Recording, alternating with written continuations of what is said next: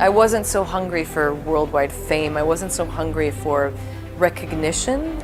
I wanted respect. For years when I was in denial about going to therapy, I would write music instead. That's how I dealt with it. To this day, if I'm dealing with something difficult, it goes into music. I believe in living your life in a way that is kind and grateful. I believe in gratitude, but if you don't taste life, you won't know what it tastes like, you know?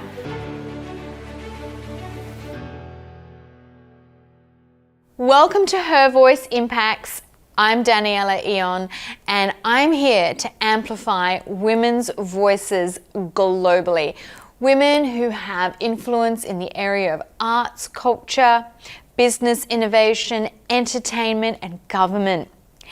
You know, it's so important that we now hear the rising of women's voices globally because they have a story, and not just any story, it's a soul story. And today's woman is no stranger to the spotlight. She is an award-winning, accomplished recording artist, singer, songwriter, runs her own music business, which is something that I would love to know more about.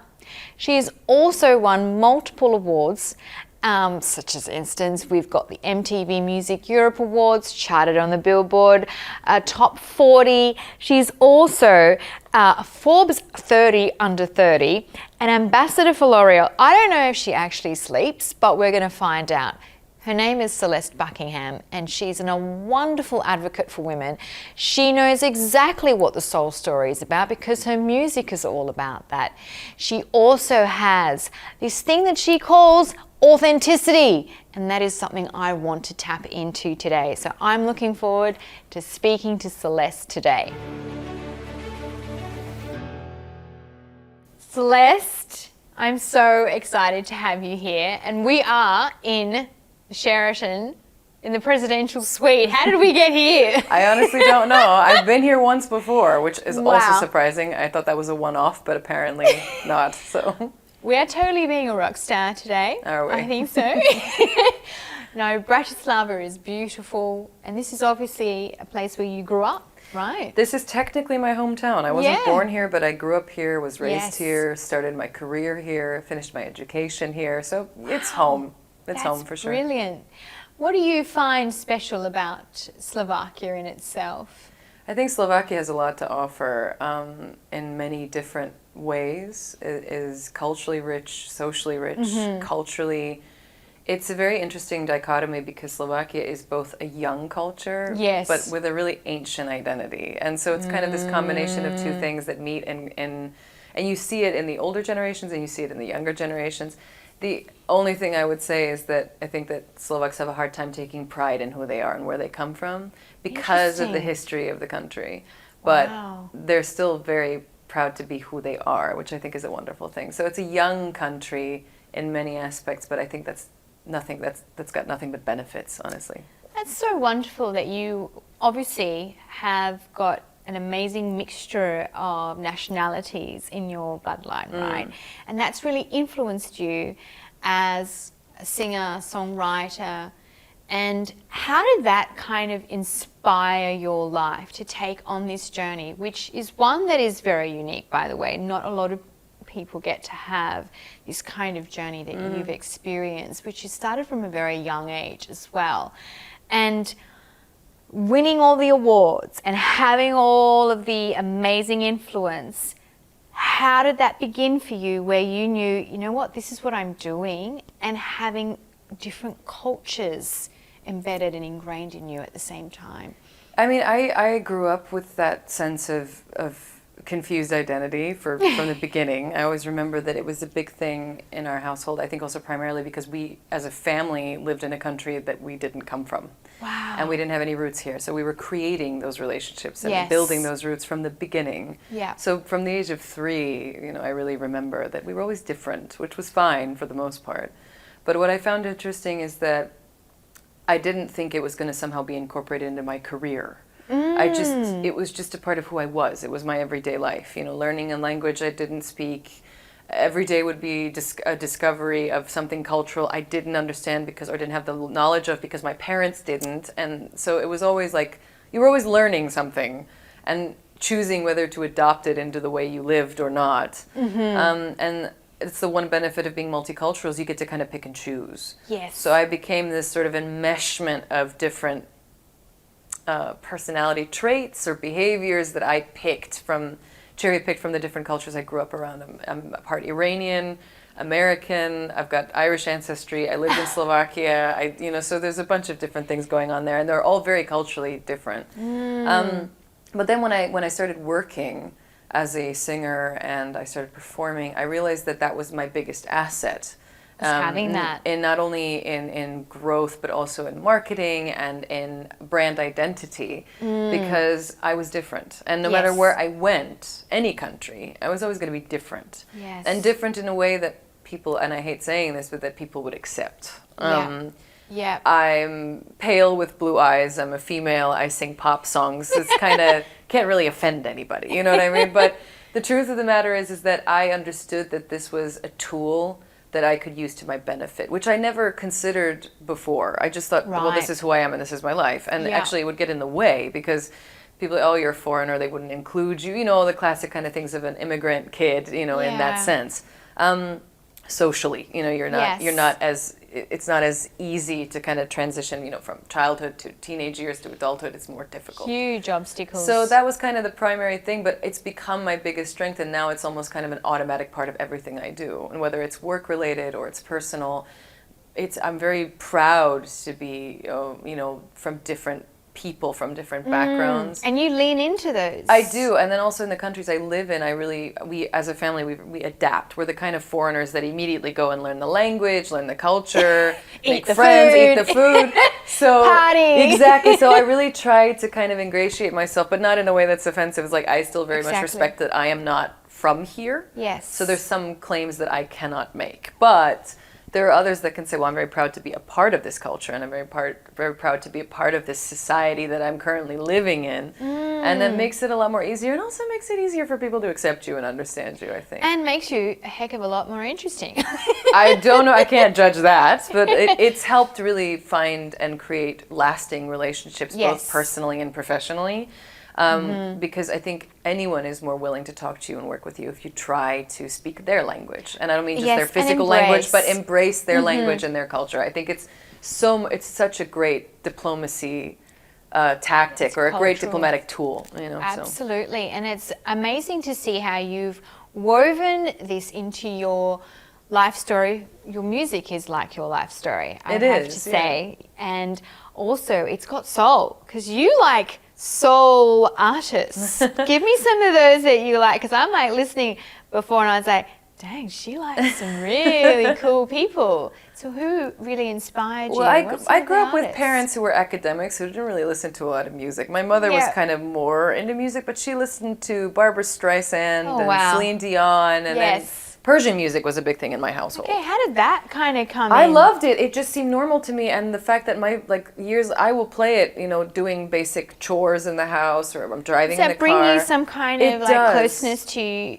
your nationality, like who you are? Yeah, the closest I can describe it to is how people describe the hearth and the stories about, being around a campfire and that warm feeling you get when you're sharing family stories or you're singing. It feels ancient, doesn't it? It feels like an ancient ritual in a way. And for me, that activity of listening to Persian classical music in my house when I'm doing something as mundane as cooking or vacuuming or, whatever it is. But they are important It's very deep, Yes. It's very deep, and I think it's also because I'm from a family that left during and right after the revolution, and so there's a very large community of Iranians and next generation, half Iranians like me, around the world who feel this deep connection to their culture and to a country that technically doesn't exist in that way anymore. Yes. It still exists, but it's different, and so I think there's this complete generation that grew up loving everything Iranian, culturally, culinary, whatever it is, and they kind of, there's a disconnect. People, aren't they? They are. They're really wonderful. Iranians are some of the best people I've ever met, and I think, and I say that with complete and absolute bias,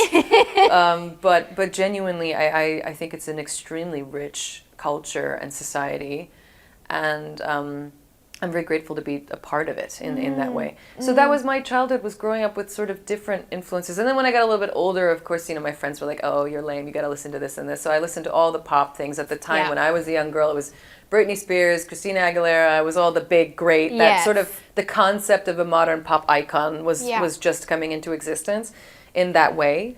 And in the early 2000s, we had all these great like bands, and then we had like the Black Eyed Peas, and that was a whole era of music, pop music. And then, but then I got a little bit older, and I did the thing that all older, when you hit the puberty teen years, it's like I need to be cool. And listening to Britney Spears was no longer cool. So I was going into punk music, but what I really loved above all, that stayed with me my whole life, was the old classics, jazz. So I did a lot of I hear so much jazz in your voice. Yeah. And it's like, it's on point. Thank you. So that is where you have found kind of a sweet spot for you as well. Yeah, and I'm not by no means a jazz singer, but I do have this influence there, especially with the greats like Aretha Franklin, Etta James, Billie Holiday, and then also Frank Sinatra, Dean Martin. There was a lot of, I listened to a lot of these kinds of, and then like also instrumentally, like I listened to Dizzy Gillespie and Louis Armstrong. So it was really not just, it was the whole thing. It was. But you were expanding. Your creativity at this time. And I think it's natural, and I recommend it to every young person who is interested in art in any way, whether it's music or something else, is expose yourself to as much of it as possible. You don't have to love all of it. It doesn't have to be your favorite, but I have this rule that like I never say no to anything new when it comes to music. I will listen to everything. I will decide whether it's for me after I've listened to it, but if you don't try it, you'll never know. You're never gonna and the know, same applies with food and life and traveling and anything else. So I have this rule that I apply to most things in my life. It's like, if you don't try it, you won't know. Wow, I love this rule. Yeah, so that's kind of what I try. I mean, don't do anything stupid or dangerous, but like everything. I mean, that's happened as well. But the point, your early 20s are an interesting time to be alive. But generally, I mean, the rule is, even if you're afraid, do it, because you can always get over the fear later, or decide, what, this is not for me, I won't do it again. There's ways to kind of get around it. But if you don't taste life, you won't know what it tastes like, I love that. Yes. So I that kicked in my like teenage years, gave a lot of difficult nights, sleepless nights to my parents. But the truth is that it let me really, understand that like life is to be lived, to be tasted, to be enjoyed. My music is very much a reflection of where I am psychologically and spiritually, what I'm feeling, what I've experienced. It's very much like a diary in a way. I can sense that. And obviously your first song, Run, Run, Run, Hello, like that really did open up. It was a huge hit, and it sort of happened unexpectedly, which kind of threw me, through the ringer for a bit, because I was really surprised, like, oh, wow. And then, but that created this platform for me that I'm still, hovering on and using to this day, which is really, I'm extremely grateful, and also very surprised that a 16-year-old came up with that little melody in her bedroom at 2:00 in the morning, and then the producers were like, yeah, this is good, let's do this. Let's do it. And it's usually how it works, isn't it? Because you never More or less. think, right? Yeah, you hear these stories of the first big hits of some of the biggest artists on earth, and that's usually how it goes. I think the authenticity in it is what is key, because the one thing, the one pattern that I've noticed in any kind of artwork, with any kind of form of art, is when it's authentic, it tends to be successful. It's real. Or you were really going through that. Yeah, I was 16, I was in love, I was also fiercely independent, I was raised by a mother who was fiercely independent, and I was like, I don't know what to do with this. If there's a boy I like, what should I do? So I said, run. Run. I told him to run, and I told myself to run. Fast as you can, basically, right? So it was kind of, and actually I have this running joke with my team and with the people I work with and the people who know me, is that like since that I wrote a song once about running. By the way, I don't run ever. I don't jog. I don't nothing. It's metaphorical. It's metaphorical running, and yet I've been running since then. My whole life just took off from that one song, and basically I haven't stopped. It's just been one big. It's a phenomenal story, like, because you don't hear a lot of them. I mean, now we're hearing that everyone is going into places of trying to make it, by trying to study as much, to learn as much, and this, and you were just there being a teenager, being yourself. I was. I mean, I trained and I worked on my music and my skills, but it was happening. When I was just being true to myself and creating something in an authentic space, that's when it kind of, and it doesn't necessarily mean it's going to be like very successful in terms of like business, but it spoke to a lot of people. And I think that's what gives art power, is when it speaks to people in a way that's authentic and is real and relatable, where everyone can find a little bit of themselves in that art, in that piece of work. I agree and with I've that. applied this rule to basically everything I've ever done since, where it's like, I don't care about the semantics, but it has to be authentic. Yes. And it has to say something to someone, whoever's looking at it, listening to it, reading it. It's not just surface. Exactly, because that's what marketing is for. The marketing is surface, and you can meddle with that as much as you need. But the truth is that if the core of the product or the core of the thing that you're presenting to a person isn't authentic or from a real place, it doesn't really mean anything. You know? And then nowadays we can see what is not authentic very quickly. And it does really well, but it's short-lived. That success doesn't bring longevity. It doesn't create a legacy. And for me, it was always about creating something that would last. I'm not thinking about, in terms of, I need a legacy behind me. I really couldn't care less. But the thing is that I really couldn't. One day I will be done. I was raised to understand the philosophy that from dust you came and to dust you shall return. So, at the end of the day, what matters is what you do in this life, how you do it, and who do you take along with for the ride? Yeah. Who do you help? Who do you touch? Who do you speak to? Who do you share with? Who are you transforming? Exactly. And so, and in the process, transforming and evolving yourself. Yeah. Wow. And I love this because in your book, What Do I Do Now? Now, it is in Slovak. Yes. But I don't care because I found a way to read some of it, which was quite inspiring. And I love the fact that you can scan the barcodes here and go to the songs, right? Yeah, well, we thought, as an artist, as a singer, even though I've written a book, it's got to have something to do with music. It's got to have music. So that's the way we came up with it. Was we decided we would put these QR codes in. Love so you can just scan it and it'll play you the song that's related to the chapter you're reading. It's really cool to be able to read something and then go straight to the song and be like, okay, I get it. Yes, makes sense. And there's a quote here, and says, in an industry defined by extravagance, she became a beacon of authenticity. Through her art, she inspired others to embrace their individuality. This is huge because Her Voice Impact stands on one of those pillars of authenticity. And I want to know from your soul, your heart, what that actually means to you and what that is helping and how that is helping others. I think it's very common, specifically in the business I'm in, but also generally for women. I think we're raised in a way to put on a mask. Yeah. We all wear masks day to day. We've got, our professional ones, our personal ones, the face we show our loved ones, the face we show our superiors, wherever we happen to be in life.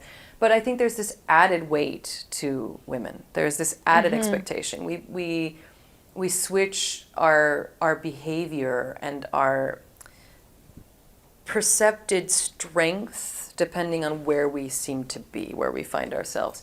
Partially because women tend to sometimes be considered, too much. I used to hear this a lot. I would go into boardrooms and I would go into meetings where there was nothing but men who would say, let me deal with it, or you're talking too much, or you're too loud, or you're too pushy, or that's asking for too much.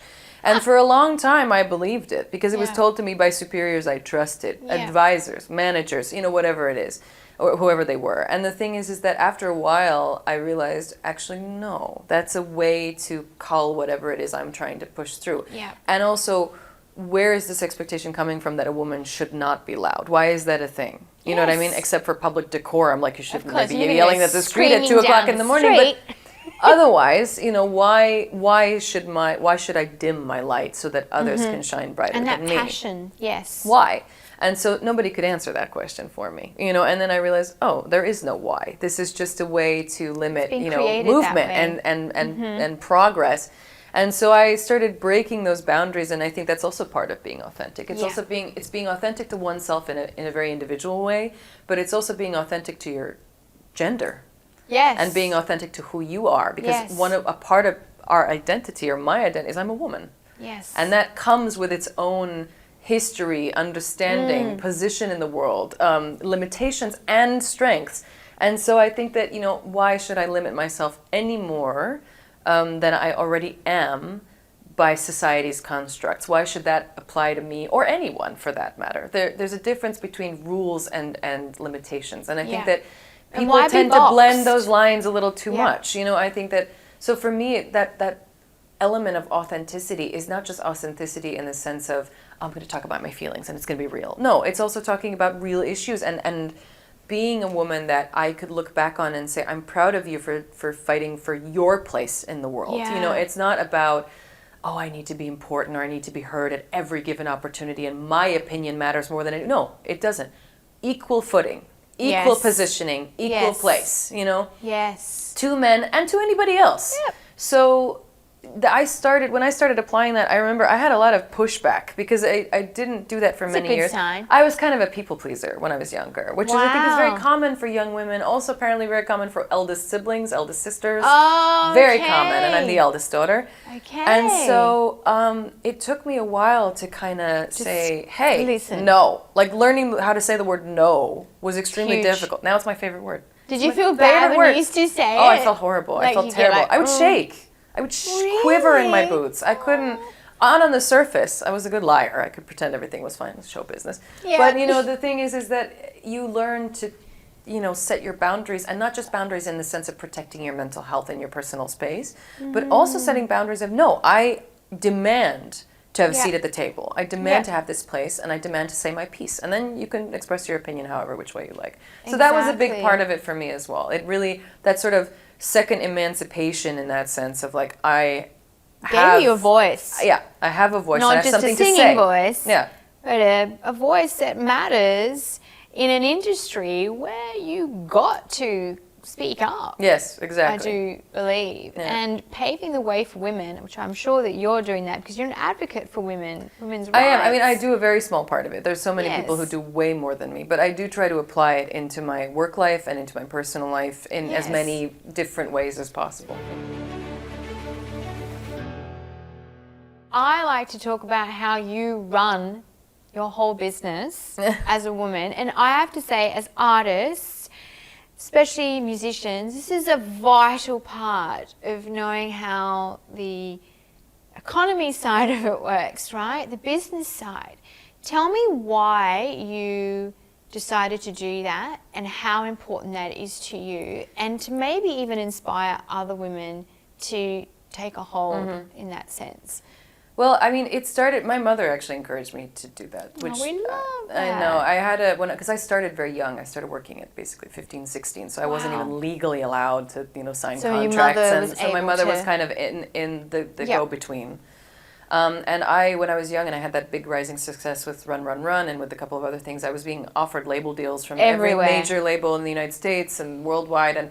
And these contracts would come, you know, and I couldn't make heads or tails of them. I was 17. I didn't know any better. All those words and those kind of make no sense. Yeah, but I had a mother who was really, and I have a mother, thankfully, who is really savvy and really sharp and always kind of on the lookout for things. And so she was kind of filtering through them. But she would also very honestly tell me, you know, like she wouldn't deal with it for me. She would involve me in all of it. So from an early age, she was kind of training me to do this in a way, you know, run your own business and, you know, and understand your business and understand your rights and protect yourself. Yes. And then as I got a little bit older, I chose to remain an independent artist because the label deals very powerful because it's a difficult choice. It's not the easiest choice, but it's the choice I made because I realized that my freedom as an artist and as a person is more important to me than the actual level of success. I wasn't so hungry for worldwide fame. I wasn't so hungry for recognition. Right. I wanted respect.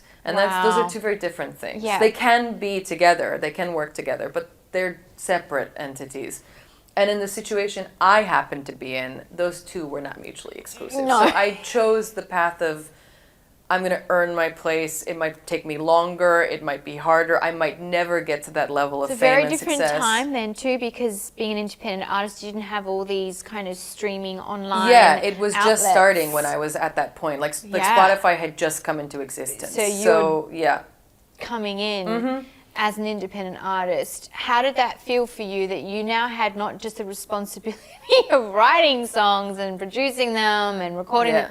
now you have this other responsibility. The as well. irony is that the writing and the producing is the easiest part of my daily job. So now. you're just That like, is- eyes that's I do closed. that for fun. Like that's the fun part of my I job. love to hear that. Because I had it yesterday. I was driving back from a trip Yeah. and I was saying, I'm really craving to write music, but I was like, I won't have time for another 4 weeks to do Right. it. So that's how the schedule is, and Yeah. I run my own career, but I have a team of people that work for me and with me, and it's really wonderful because it's fun being the boss. But all your workers are your friends. They're all kind of independent of you because they're all sort of in a freelance capacity, or they kind of work with Wow. you based on commission. So it's there's no like hierarchy. Nobody's threatened by it. But I get to call the final shots and make the final decisions. And also I get to come up with crazy ideas, and then I present it to these people, and these amazing, wonderful people in my They make team it are happen. like, they're like, let's do it. And I'm like, are you Okay. kidding? I was kind of joking. They're like, no, we got this. And they pull it off every time.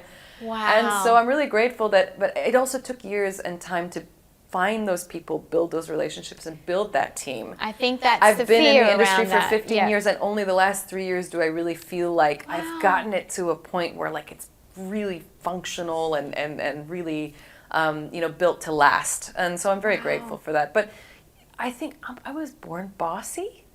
So I think that being in that business manager capacity isn't that I am. You're honest, I was born bossy with a loud mouth and would never shut up. So that was kind of, where I was at. And my mother always said, that was just that, that's where you're going. She kind of knew my mother guessed my sister and I pretty early. Where we were Really? heading. Yeah, she kind of figured it out. So But she knew that the stage would be a good place for you. yeah, definitely. Yeah. And she was like, and even if you don't literally are not on the stage all the time, you will have something to do with it. And I was like, yeah, probably. So, I mean, no, and running a business, but I highly encourage every artist Yeah, to. why? Why Because should they? because of independence and freedom. Yep. There's a lot of exploitation in art, in music business. And getting a record deal Yeah. is not what we know it. I'm not many saying years it's a ago. no, and I'm not saying it's Yeah. always the worst idea, but it's you have to know your rights, you have to know what you're entitled to, and then proceed accordingly. Getting a lawyer is expensive, which is why it's good to at least know the basics on your own, so that you can really navigate as much as you can as possible before having to speak to a lawyer or to Yes. professionals. And the other thing is really not jumping at that first opportunity right away. Because your heart just goes, Yeah, give yourself a little bit of time, if possible, to think about it before Right. jumping into things, because these things may seem like the once-in-a-lifetime opportunity, and they maybe are. But they don't add up But they don't sometimes. necessarily add up, and sometimes they end up costing the artist more than they ever give, or they Yes. ever return. The return on You investment is feel low. like you've been used in a sense, don't you? Like, Yeah, to and also some you're at the degree. mercy of other people. Your career Yeah. in your life is at the mercy of other people. Yeah. Whether they decide to keep you on the roster, whether they decide to continue working with you, they might have a completely different understanding of the image you want to present, of the art you're trying to create. Again, I'm not against it, but it's just really just different knowing who you are and paths. what you want out of it before you make a decision. I So, agree, and you're keeping that authenticity going by also being independent. you know? I mean, I chose the kind of difficult way to do it because I am difficult, but that's that's just a me thing. That's But okay. I am grateful because looking back, I had the opportunity at one point to be like a world famous artist. I could have Yes. been a world famous pop star. I don't know if it would have worked out, but I had the opportunity set before me. But what I realized was that my freedom was kind of more valuable to me, and Isn't the that ability to interesting? choose for myself was more important. Wow. So I made that choice for me, and looking back, It's a huge choice. I never regretted that decision. I still don't. So for me, it works. Other people look at me and they think I'm crazy, but that's that's everybody to each his own. So. There's always reasons, that are unknown to the others that might be looking in, but to you, it's what you needed Yes, to do. for at me the as an time. artist, as a person, as a business manager, as a woman, that was where I wanted to be in life. And it took a long time to get there after I Yeah. made that initial choice. Yeah. But I'm there now, and I'm very content with the way my life is and my work is. Yes, So. and you're still in some sense in control. Oh, I'm in complete control. Complete control. I run and own and pay and do everything. So it Listen, costs me a women, lot. listen up. But I am a 100% independent. I don't need anybody What a to do my blessing. job. I need to work for people. I need to do my job. But I don't need to ask permission from anyone. It's so interesting to hear because knowing what's going on behind the scenes is just as important as Right. what is going in Yes, front, right? yeah. And if you don't know what's going on back there, anything could be happening. Exactly. Right? Yeah. And then you wake up one day and you go, I didn't agree to this. Yeah.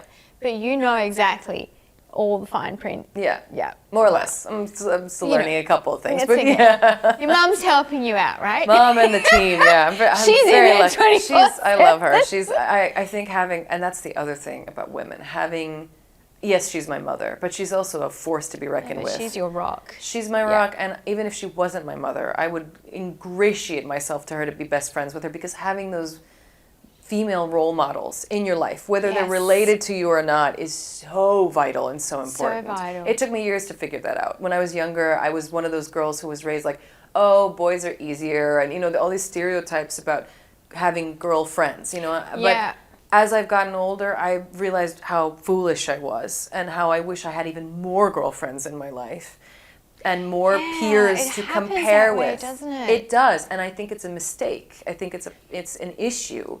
Because for me, I grew up without that feminine presence in my life. I had my mother and I had a couple of other people, but it was very minimal. Whereas I think when women are together in solidarity and also going through their different things together, that sort of, that alliance forms, that sort of, and we're a team, we're a village, we're a community. We do this automatically. It's like a sacred circle of women. We do this automatically. Even with women we don't necessarily want to be besties with. We kind of band together. Yeah. Yes. Even when we don't get along, even when we, bicker about each other or whatever it is, but there's that sort of sense of, from my experience at Somehow least. it's got to go down back to the roots that the women did really run the villages. Yeah. And knew everything. Most successful societies in history were run by women. They were matriarchies and not patriarchs. But that's in the conversation for another It's time. a la time. I want to ask about, have you ever felt that your songs to some extent has provided healing? Ooh, I don't know about healing. I mean, healing for others, maybe, or healing. I would hope so. Therapeutically for yourself, that you're able to. Oh, for me, definitely. Release. Absolutely, that is my therapy. For years, when I was in denial about going to therapy, I would write music instead. That's how I dealt with it. So absolutely. I started writing songs because it helped with my mental health. It helped me process things. So for me, absolutely, definitely. To this day, if I'm dealing with something difficult, hard to swallow, or I'm feeling a lot of good emotions, but I'm just feeling a lot, it goes into music. It goes into my music. So that's your outlet. Absolutely, yeah. And for me it is. And so I hope that people find themselves in it. It makes them feel good or helps them process whatever it is they're going through. Transformational. In some, maybe even evolving. Yeah. And also my music has evolved with my age and with my experiences. It's a living thing to me. It grows with me. Wow. So when I was younger, the themes were a bit different, but more maybe simple, but still very clear. Then as I got older and I had a darker period, you can hear it in the music. The dark night of the soul. And you can hear the struggle and the sort of fight to understand and figure it all out. And now it's at a point where it's sort of more joyful, but still trying to understand life. It's where I am. It's me in music form, basically. It's like if you took me apart and turned me into sound waves. There you are. Except that would probably be what it, which I hope means that I've really managed to write music from my soul that expresses me as a human being, as an existence. But I mean, that's time will tell. I don't know. I love that. It's still deeply soulful and at the same time touching on spirituality, which I wanted to ask. Do you feel that your gift, your sound, your music is a force, something that's greater than yourself? I don't know about that. I was raised in religion, but I kind of drifted away from it. I always like to use a quote from actually a very favorite TV show of mine, which says, "I have a complicated relationship with the Almighty." Is the best way to describe my spiritual and religious relationships. But to be honest, I mean, I do hope that our life is more than just an amalgamation of cells that came to existence. I hope so too. And if it isn't, well, then the answer is clear. But regardless of where life ends and whether it ends and how it continues, I think that it's still important to focus on here and now and live in your life. And live your life in a way that is kind to you, to others, and to the world that you live in, the universe you inhabit, the tree in your backyard. I mean, there's a reason why nature itself constantly proves that. I believe in nature, to be honest. I believe in the power that the earth gives. I believe in the science of it all. I believe in how plants function. Recently, they discovered apparently in a study that plants can feel pain, apparently. Oh. It's just, and they emit a sound, but it's at such a high frequency we can't hear it. We can't hear it. That's awful, isn't it? So then you're thinking, well, great, All now the I gotta trees. starve because I can't eat the plants either because I feel bad. We're just going to be breatharians. Basically, you just live on, I don't know, salt, I guess. I don't know what else is left. But no, but I really try, and I'm not perfect in any way, but that's what I believe in. I believe in living your life in a way that is kind and grateful. I believe in gratitude, but not gratitude to me. Gratitude in what the earth gives, what people give, the life that I Yes, have, the 'cause it's success, giving the you luck, the sheer luck that I have. And then also to be grateful for the lessons life gives. Instead of looking at things, oh, well, this happened to me. Yeah, it happened to me, but why?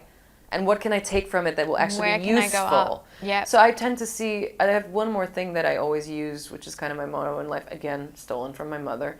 The answer is never no, it's how. And that, I mean, when it comes to trying to deal with a problem, you know, it's how can I figure this out? How can I live, if I can't fix it, how can I live with this? How can I understand this, process this? Or how can I solve it? Yes. Or how can I ask for help to get it solved, you know, which is another big thing. I was going to say about women and asking for help. Oh, yeah. That one's the last one. That's the last That's it, lesson I that's- learned yeah, recently. Yeah. How to ask for help and not feel like a burden. And also not feel like you're somehow weaker or less than for asking for help or needing help. Because I was very much tough, you know, and I always dealt with everything on my own.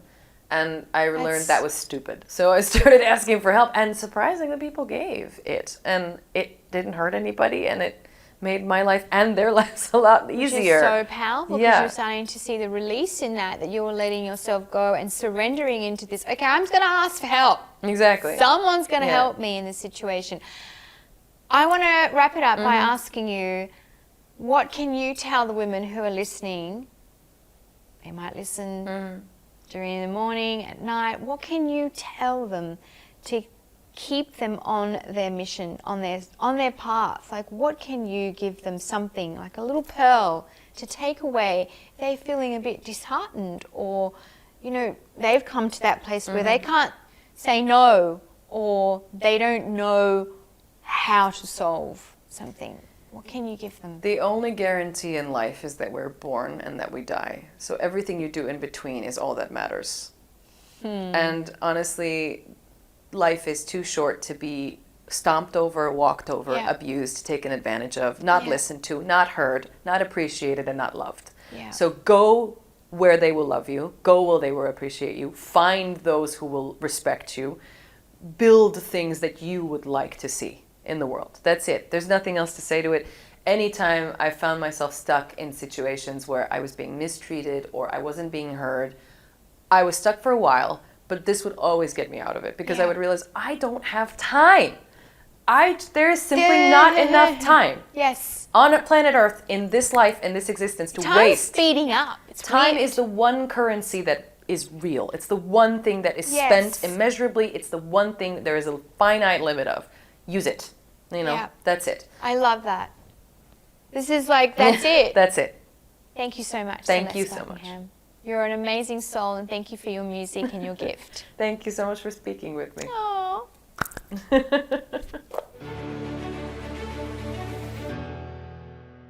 What is it that makes someone, even from a young age, be so tenacious about taking on a soul mission?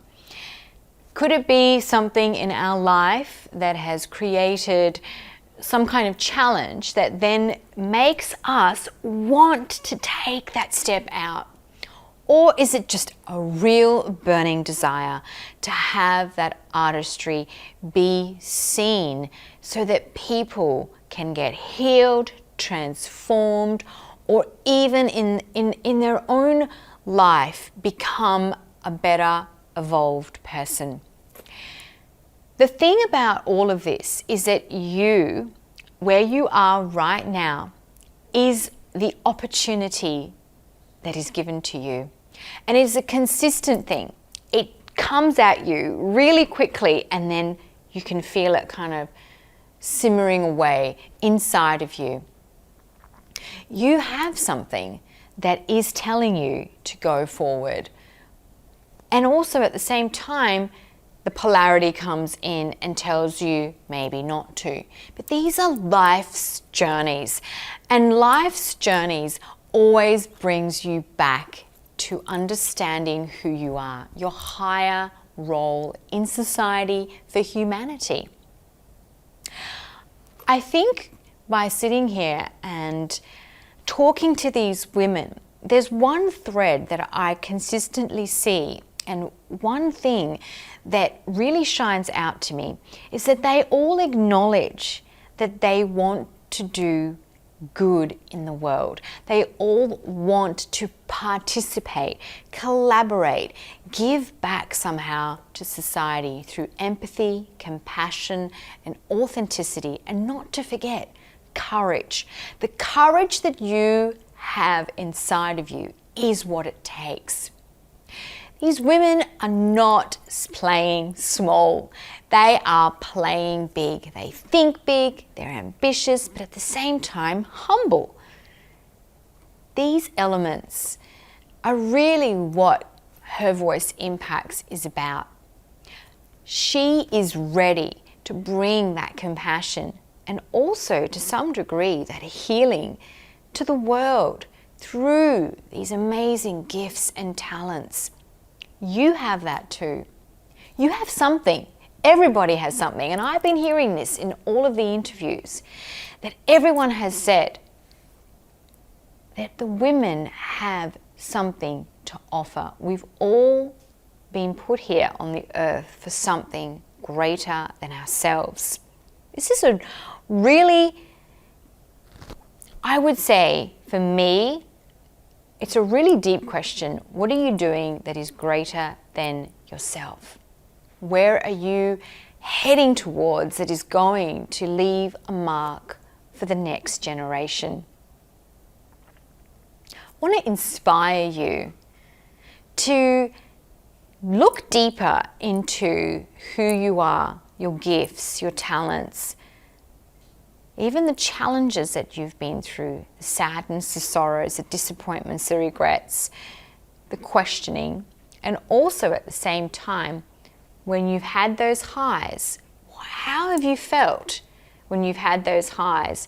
And then how has it felt when you have gone down into that dark place? The dark night of the soul is a real element, and it happens a lot. But just know that that dark night of the soul actually is there to elevate you into that high moment again, where you become an evolved person. Your creativity expands, your abilities grow, and you seem to be more resilient. So Her Voice Impacts is here to support you on that journey, to also encourage you, and to also see through all of the facade into the soul. Soul has so many levels that we have yet to even unravel and unfold. But I would like to take you on that journey where your soul becomes the message. The message is in your soul, and that's what's important here at Her Voice Impacts.